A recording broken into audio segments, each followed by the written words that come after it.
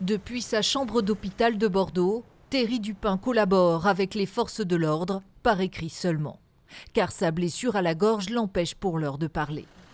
Alors, que s'est-il passé le 30 et 31 mai dernier au Lardin Saint-Lazare, nécessitant l'intervention de 300 gendarmes et le confinement d'un village entier?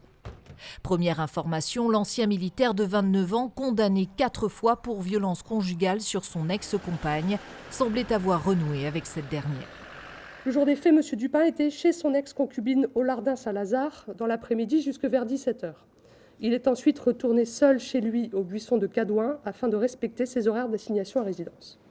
Plus tard dans la soirée, dans des conditions que l'information judiciaire s'attachera à préciser, M. Dupin découvrait que son ex-concubine était en compagnie d'un homme à son domicile. Et c'est dans ce contexte qu'il décidait de se rendre armé au Lardin Saint-Lazare.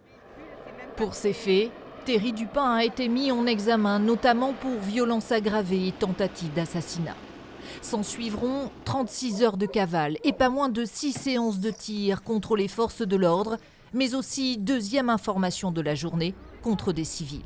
Il est reproché au plan judiciaire à M. Dupin d'avoir tenté de tuer plusieurs gendarmes, ainsi que 3 jeunes gens croisés sur sa route le matin du 30 mai, qui décrivent eux aussi avoir été victimes de tirs dans leur direction.